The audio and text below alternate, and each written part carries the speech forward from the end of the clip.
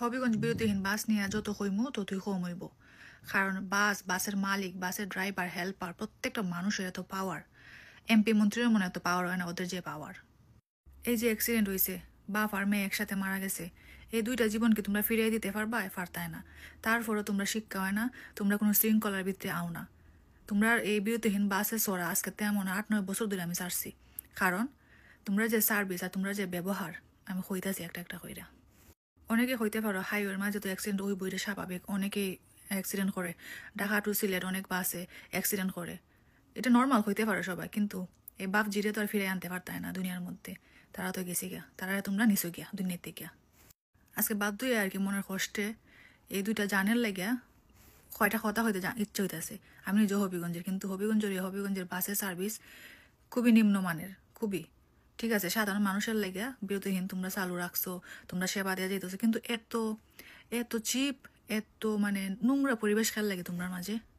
বিরতিহীন বাসের মালিকগুলা কিন্তু মিলিনিয়ার, তারা এক একজন মালিকের 4-5টা করে বাস, অনেকের আরো অনেক আছে আমার জানা নাই। তো কথা হইলো, এত মিলিনিয়ার, এত কুটিফুটি হইয়া আপনারা কি পারেন না যে ড্রাইভার বা হেল্পার ওদেরকে একটু ট্রেনিং দিয়ে আমরা বাসের মধ্যে আনি? একটু ব্যবহারের ট্রেনিং, একটু মানুষের কিভাবে মানে বাসের মধ্যে ট্রিট করতে হয়, কথা হইতে হয়, একটু ট্রেনিং দিই, একটু হই, একটু শিখাইয়া তুলি না। কুত্তারও মানুষে এইরকম ব্যবহার করে না, এই হেল্পারগুলা মানুষের সাথে যেভাবে ব্যবহার করে। আমি নিজে প্রমাণ, আমি নিজে বাস চড়ছি, আমি জানি যে ওরা মানুষ মনে করে না, কুত্তাল্লাখানি সিটও বসায় আর ওই লটকা দেখে যে ফুল এই সারাটা বাসের মধ্যে মানুষ লটকা যায়, কমটা খায় তুলো লটকা যায়, এইভাবে দৌড়া যায়। এতে আশেপাশে মানুষের উপরেও যদি কেউ ফইরা যায়, এটা তোমরা কেয়ার করো না।